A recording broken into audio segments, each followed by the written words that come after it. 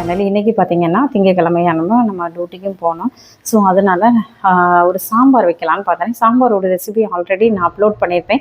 Bachelors சாம்பாரில் பார்த்திங்கன்னா நிறைய வியூஸு, நிறைய பேர் பார்த்துருப்பீங்க, நிறைய கமெண்ட்ஸ் பண்ணியிருக்கீங்க. ஸோ இது வந்து பார்த்திங்கன்னா டிஃப்ரெண்ட்டாக இருக்கும். அது வந்து மொத்தமாக நான் போட்டு நான் செஞ்சுருப்பேன். இது வந்து டிஃப்ரெண்ட்டான ஒரு வகையில். இப்போ பார்த்திங்கன்னா நம்ம குக்கரில் பருப்பு போட்டிருக்கோம், 5-6 பல்லு வந்து பூண்டு போட்டிருக்கோம், மஞ்சத்தூள், உப்பு, இவ்வளோ தான். இனி லைட்டாக தேங்காய் எண்ணெய் ஊற்றிட்டு நம்ம இதை வந்து வேக வைக்க போகிறோம். இது விசில் வந்து பார்த்திங்கன்னா 3 விசில் 5 விசில் வச்சு பருப்பு வெந்தால் போதும். வெந்ததுக்கப்புறம் நம்மகிட்ட இருக்க எல்லா காய்கறியும் க்யூப் சைஸில் கட் பண்ணிவிட்டு இதில் சேர்க்க போகிறோம். சேர்ப்போமா? முதல்ல இதை வந்து வேக வைக்க போகிறோம்.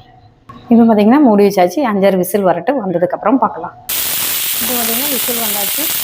இந்த விசில் அடங்கினதுக்கப்புறம் நம்ம இதில் திறந்து எடுத்து பார்த்துட்டு காய்கறியை நம்ம சேர்க்க போகிறோம். இப்போ பார்த்திங்கன்னா நம்ம வந்து நம்ம வெண்டைக்காய் வந்து இதில் போட முடியாது. ஸோ அதனால் நான் என்ன பண்ணியிருக்கேன்னா நல்ல எண்ணெயில் போட்டு வதக்க போகிறோம். வதக்கி வச்சுக்கிட்டு அதுக்கப்புறம் நம்ம இதில் சேர்க்கலாம். இப்போ பார்த்திங்கன்னா பருப்பு நல்லா வெந்துட்டு எனக்கு இதுக்குள்ளே காய்கறியெல்லாம் சேர்க்க போகிறோம். இப்போ பார்த்திங்கன்னா எல்லா காய்கறியும் சேர்த்தாச்சு. பச்சை மிளகும் சேர்த்துருக்கேன், சின்ன வெங்காயம் போட்டிருக்கேன். சின்ன வெங்காயம் ரொம்ப டேஸ்ட்டு. சாம்பாருக்கு எப்போவுமே சின்ன வெங்காயம் தான் போடணும். தக்காளி எண்ணெய் வந்து மூடி வச்சு வேக வைக்க போகிறோம். ஒரு விசில் தான் வேணும். காய்கறி வந்து கொஞ்சம் காயாக இருக்கணும், மசிஞ்சிடக்கூடாது. இப்போ பார்த்திங்கன்னா மசாலா வந்து வறுத்து போட்டால் தான் நல்லாயிருக்கும். அதான் சாம்பார் பொடி, சில்லி பவுடரு, மஞ்சள் பொடி, நம்மளோட காயப்பொடி, இது எல்லாத்தையும் நல்லா வறுத்து வச்சுக்கணும். வறுத்துட்டு நம்ம இந்த காயில் சேர்க்கும் போது புளி இதெல்லாம் சேர்க்கும் போது நல்லா மணமாக இருக்கும். எப்போவுமே சாம்பாருக்கு நம்ம வந்து வறுத்து வைக்கும் போது தான் நல்லா டேஸ்ட் இருக்கும்.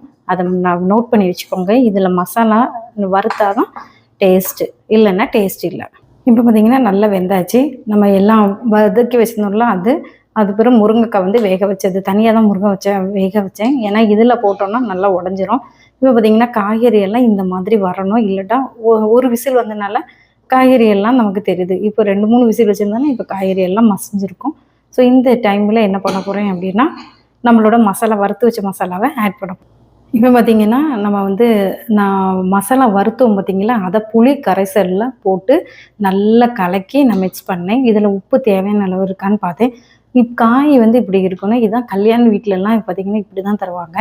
ஸோ இந்த மாதிரி பேச்சுலர்ஸ் யாருனாலும் செய்யலாம். சிம்பிள் தான். ஆனால் ஒரு அரை மணிக்கூரில் இதெல்லாம் செய்யலாம். எல்லாம் ரெடி பண்ணி வச்சுட்டோன்னா செய்யலாம். இன்னும் லாஸ்ட்டாக தாளிக்க போகிறேன். எண்ணெய் கடாயை வந்து சூடாகிட்டு எண்ணெய் ஊற்றிட்டு நம்ம கடுகு, கருவேப்பிலை, காஞ்ச மிளகா, சின்ன வெங்காயம் வெட்டி வச்சுருக்கேன், சீரகம், இவ்வளோத்தையும் போட்டு நம்ம வறுத்து இதில் கொட்ட போகிறோம். பார்க்கலாமா?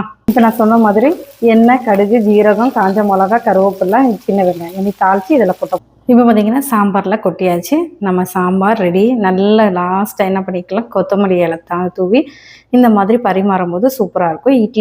இட்லி, தோசை இதுக்கெல்லாம் நம்ம சாப்பிடும்போது சூப்பர் டேஸ்ட்டாக இருக்கும். இதேமாரி செஞ்சு பாருங்கள்.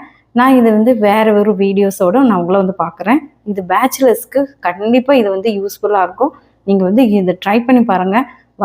நல்லா வறுத்து அரைச்சி எந்த ஒரு மசாலா தான் வறுத்து அரைக்கும் போது அவ்வளோ டேஸ்ட்டாக இருக்கும். இதுதான் நம்மளோட சாம்பாரோட டிப்ஸு. நான் நிறைய வச்சுருக்கேன். இது 5 நாளைக்கு நமக்கு வரும். ஏன்னா இட்லிக்கு மாவு அரைச்சி வச்சதுனால இது ஒரு 5-6 நாளைக்கு வரும்.